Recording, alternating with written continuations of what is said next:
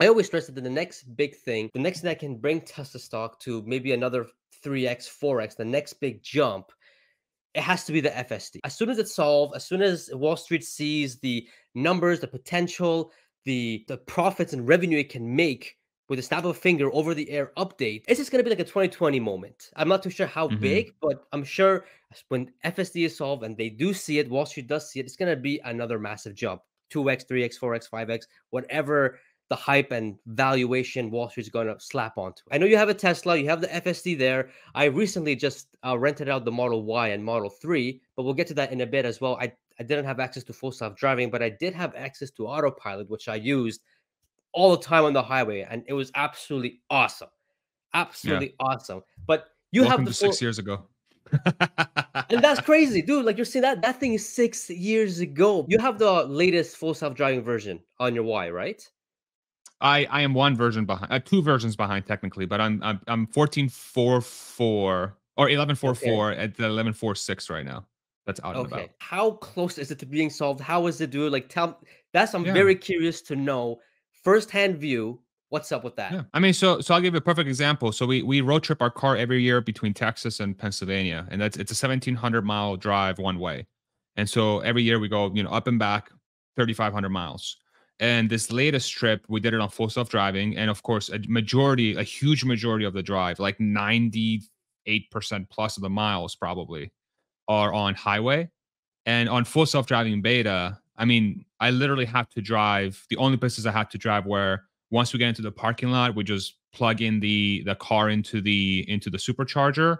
And there was one or two occasions where there was debris on the road because once you're on the road for 1,700 miles, your chances of running into something freaking weird is very high. And in this situation, I didn't even leave it up to the car. I just took over myself. And so Mm, outside of that, the car did everything. So, in a real world scenario of most of people's travels, which is a highway with a little bit of city, full self driving beta is doing 99.9% of the miles already. So the goal from my experience, this is lived experience. And I yeah. use full FSD every day. I'm of the camp now that it's obvious that it's going to happen. Before I was very confident that it was going to happen. But now that I've been in the car, in my opinion, and again, people can call me over optimistic or whatever, in my opinion, it's obvious that it's going to happen because the from as a viewer, as a person who uses the software every day, it's not that what it can and can't see that is the limiting factor. It's the decisions it makes based on what it sees. It can see everything. It has everything identified. It's just, why did you go in the right lane here? Like, obviously, that was dumb. Like, why did you go there? There wasn't something that I missed that I didn't see. It just didn't make the right decision. And what Tesla's investing in right now, it's the compute power so that it's getting better at decisions. And all that takes is compute. It's compute, Oof. which they know. And Elon has said it's compute. It's they need to come down, need to sit down, and they have to teach this artificial brain how to think properly. And then the brain will make the right decision 100% of the time. And that's the only limiting factor here. So when I feel pretty confident in saying that they'll have, and I've said this again, this is probably the third time I say I'm pretty confident. I'm like freaking Elon here, where I'm trying to come up with a prediction and being wrong every time. I am quite confident next year we'll have some robotaxi trials, probably in San Francisco, especially with San Francisco now allowing the entire city, like Cruise and Waymo can operate in the entire city now. They gave the green light last week or earlier this week. I forgot exactly, or over the weekend it may have been. Um, so I think they'll go live with robotaxi next year in San Next Francisco. year. So, Hmm. whoa. With like a Okay. Model Whoa. Y or Model 3. Yeah. Whoa. So you're that confident that next year in allowed areas like San Francisco, there's gonna be FS like there could be potential of FSD of no, sorry, robotaxi going Yeah. live. There will be a Model Y or Model 3 without a driver that will pick you up from your house and take you to SFO, the airport, by the end of next year. Yeah, I can totally 100% see that. Yeah. Because Wow. Cruise and Waymo do it today. Cruise and Waymo do it today. And I would argue that their systems are not that much more advanced. You look at lately, you look at how Cruise is performing in the city. I mean, literally a Cruise just ended up in a freaking cement, in a wet cement patch. Did you see that picture No, on I haven't. X? Dude, No. let me try to find this and send it to you. There was literally a Cruise self-driving car that ended up in a cement patch. And it's literally sinking through the ground.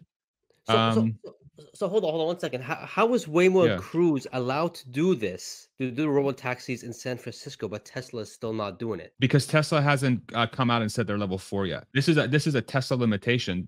Cruise and Waymo can operate in San Francisco because they're marketing themselves as level 4 systems that don't require a driver behind the steering wheel and pedal, and they have enough data. They've proven enough sort of things to the city that says, hey, if you let us operate, we'll do so better than a human. Because humans still end up in cement patches. This is not like a, oh my god, this is like a terrible thing that a human would have never done. No, humans do such bad things that it ends up killing people, right? That is the bar that we're fighting against. Look at that. That happened like yesterday or earlier today or something. Oh It's god, the incredible. power Okay? of radar, man. Yeah, it's great. And do you see this? Like, if this imagine if that was a Tesla. What would happen if that Oh was a man. Tesla? It would be like world view, like global number one. Elon Musk is killing people by sinking them in cement. You know what I'm saying? It's like you'll get the craziest headline. That is the ceiling that Tesla's going up against. Is this is allowed? And so within that context, I'm like, okay, the system doesn't have to be perfect. It has to be better than a human. And my argument is that Tesla's FSD is pretty damn close to being better than a human without a driver. Very, very like super, super close. Would you argue that it's already at level 4? I Because would I think argue it's at level 4 99% of the time. Yeah. Okay. Yeah.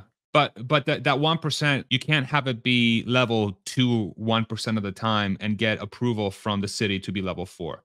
But the thing is, the thing to keep in mind is that when Tesla achieves level 4 99.99999% of the time, and that 0.00001% it requires somebody to beam into the vehicle and drive it potentially, or whatever solution they want to come up with, then under that scenario, if Tesla achieves that in San Francisco, it would have also achieved it in New York City.